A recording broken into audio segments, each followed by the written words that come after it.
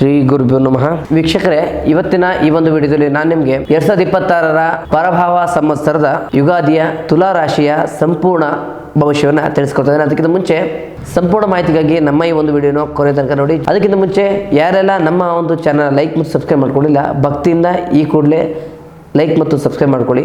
ಮೊದಲಿಗೆ ಗ್ರಹಗಳ ಸಂಚಾರ ಬಗ್ಗೆ ನೋಡೋದಾದ್ರೆ, ಈ ಒಂದು ಯುಗಾದಿ ವರ್ಷದಲ್ಲಿ ಶನಿಯು ನಿಮ್ಮ ರಾಶಿಯಲ್ಲಿ 6ನೇ ಮನೆಗೆ ಸಂಚಾರ ಮಾಡ್ತಾನೆ. ಜ್ಯೋತಿಷ್ಯ ಶಾಸ್ತ್ರ ಪ್ರಕಾರ 6ನೇ ಮನೆಯಲ್ಲಿ ಇರ್ತಕ್ಕಂಥ ಶನಿ ಶತ್ರುವಿನ ಹಂತಕ ಅಂತ ಹೇಳ್ಬೋದಾಗುತ್ತೆ. ಇದು ನಿಮಗೆ ಅದ್ಭುತ ಯಶಸ್ಸು ಮತ್ತು ವಿಜಯ ಮತ್ತು ಧನ ಲಾಭವನ್ನು ತಂದುಕೊಡುತ್ತೆ. ಇನ್ನು ಗುರುವು ನಿಮ್ಮ ರಾಶಿಯಲ್ಲಿ 9ನೇ ಮನೆಯಲ್ಲಿ ಸಂಚಾರ ಮಾಡ್ತಾ ಇರೋದ್ರಿಂದ ಭಾಗ್ಯೋದಯಕ್ಕೆ ಇದು ಕಾರಣವಾಗುತ್ತೆ. ನಿಮ್ಮ ಹಳೆಯ ಪುಣ್ಯ ಫಲಗಳು ಈ ವರ್ಷ ನಿಮ್ಮದಾಗುತ್ತೆ. ರಾಹು 5ನೇ ಮನೆಯಲ್ಲಿ ಸಂಚಾರ ಮಾಡ್ತಾದ್ರಿಂದ ಹೊಸ ಆಲೋಚನೆಗಳು ನಿಮ್ಮಲ್ಲಿ ಉಂಟಾಗುತ್ತೆ. ಆದರೆ ಮಕ್ಕಳ ವಿಷಯದಲ್ಲಿ ಸ್ವಲ್ಪ ಕಾಳಜಿ ಇರಲಿ.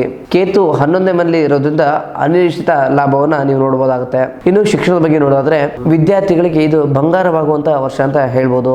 6ನೇ ಮನೆಯಲ್ಲಿ ಇರ್ತದ ಶನಿಯು ಸ್ಪರ್ಧಾತ್ಮಕ ಪರೀಕ್ಷೆಗಳಲ್ಲಿ ಯಶಸ್ಸನ್ನ ತಂದು ಕೊಡ್ತಾನೆ. ಅಡೆತಡೆ ಇಲ್ಲದೆ ಓದಿನಲ್ಲಿ ಮುಂದುವರಿಯಿರಿ. ಸ್ಮರಣಶಕ್ತಿ ಮತ್ತು ಏಕಾಗ್ರತೆ ಹೆಚ್ಚಾಗುತ್ತೆ. ಇನ್ನು ವೃತ್ತಿ ಮತ್ತು ಉದ್ಯೋಗದ ಬಗ್ಗೆ ನೋಡೋದಾದ್ರೆ, ವೃತ್ತಿ ಜೀವನದಲ್ಲಿ ಅತ್ಯಂತ ವೇಗದ ಪ್ರಗತಿಯನ್ನ ಕಾಣ್ತೀರಾ. ಕೆಲಸ ಇಲ್ಲದವರಿಗೆ ಪ್ರತಿಷ್ಠಿತ ಸಂಸ್ಥೆಗಳಿಂದ ಉದ್ಯೋಗ ಬರುತ್ತೆ. ಶತ್ರುಗಳ ಸಂಚುಗಳು ಹಗುರವಾಗಿ ಹೋಗುತ್ತೆ. ಇನ್ನು ವ್ಯವಹಾರ ಬಗ್ಗೆ ನೋಡೋದಾದ್ರೆ, ಹಳೆಯ ಸಾಲಗಳು ತೀರದಲ್ಲದೆ ಹೊಸ ಬಂಡವಾಳನ ಹೂಡಲು ಸೂಕ್ತ ಸಮಯ. ಮಾರುಕಟ್ಟೆಯಲ್ಲಿ ನಿಮ್ಮ ಬ್ರ್ಯಾಂಡ್ ಮೌಲ್ಯ ಹೆಚ್ಚಾಗುತ್ತೆ.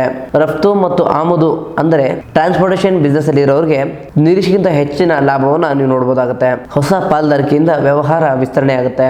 ಇನ್ನು ಆರ್ಥಿಕ ವಿಚಾರವಾಗಿ ನೋಡೋದಾದ್ರೆ, ಆರ್ಥಿಕ ಪರಿಸ್ಥಿತಿ ಅತ್ಯಂತ ಸುಭದ್ರವಾಗಿರುತ್ತೆ. ಹೂಡಿಕೆಗಳಿಂದ ಲಾಭ ಬರಲಿದ್ದು ವಾಹನ ಖರೀದಿಯ ನಿಮ್ಮ ಕನಸು ನನಸಾಗಲಿಕ್ಕಿದೆ. ದೀರ್ಘಕಾಲದ ಬಾಕಿ ಹಣ ನಿಮ್ಮ ಕೈಗೆ ಸೇರ್ಲಿಕ್ಕಿದೆ. ಷೇರು ಮಾರುಕಟ್ಟೆಯಲ್ಲಿ ಹೂಡಿಕೆ ಮಾಡೋರಿಗೆ ಗುರುವಿನ ಅನುಗ್ರಹದಿಂದ ಉತ್ತಮ ಲಾಭ ಸಿಗ್ತದೆ. ಇನ್ನು ಪ್ರೀತಿ ವಿಚಾರವಾಗಿ ನೋಡೋದಾದ್ರೆ, ಪ್ರೇಮ ಜೀವನದಲ್ಲಿ ರೋಮಾಂಚನವಿರುತ್ತದೆ. ಯಾರೆಲ್ಲ ಅವಿವಾಹಿತರಿದ್ದರೋ ಅವರಿಗೆಲ್ಲ ವಿವಾಹ ಭಾಗ್ಯ ಕಾದಿದೆ. ದೀರ್ಘಕಾಲದಿಂದ ಪ್ರೀತಿಸ್ತಾ ಇರೋರಿಗೆ ಮನೆಯ ಒಪ್ಪಿಗೆಯಿಂದ ಲಗ್ನ ಕಾರ್ಯಗಳು ಮುಂದುವರಿಯುವ ಸಂಭವ ಇದೆ. ಸಂಗಾತಿಯೊಂದಿಗೆ ಸುಂದರ ಪ್ರವಾಸಕ್ಕೆ ಹೋಗ್ತೀರಾ. ಇನ್ನು ಕುಟುಂಬದ ವಿಚಾರವಾಗಿ ನೋಡೋದಾದ್ರೆ, ಕುಟುಂಬದಲ್ಲಿ ಶಾಂತಿ ಮತ್ತು ಹಬ್ಬದಂತ ವಾತಾವರಣ ಇರುತ್ತೆ. ಮನೆಯಲ್ಲಿ ಸತಿಪತಿಗಳ ನಡುವೆ ಉತ್ತಮ ಬಾಂಧವ್ಯ ಇರುತ್ತೆ. ಮಕ್ಕಳ ಸಾಧನೆಯಿಂದ ಕುಟುಂಬದ ಗೌರವ ಹೆಚ್ಚಾಗುತ್ತೆ. ಇನ್ನು ಆರೋಗ್ಯದ ವಿಚಾರವಾಗಿ ನೋಡೋದಾದ್ರೆ, 5ನೇ ಮನೆಯಲ್ಲಿ ಇರ್ತಕ್ಕಂಥ ರಾಹುವಿನಿಂದಾಗಿ ಹೊಟ್ಟೆಯಲ್ಲಿ ಸಣ್ಣ ಪುಟ್ಟ ಸಮಸ್ಯೆಗಳು ಕಾಣಬಹುದು. ಹೊರಗಿನ ಆಹಾರದ ಮೇಲೆ ನಿಯಂತ್ರಣ ಇರಬೇಕು. ಮಾನಸಿಕವಾಗಿ ನೀವು ಅತ್ಯಂತ ಉಲ್ಲಾಸದಿಂದ ಇರ್ತೀರಾ.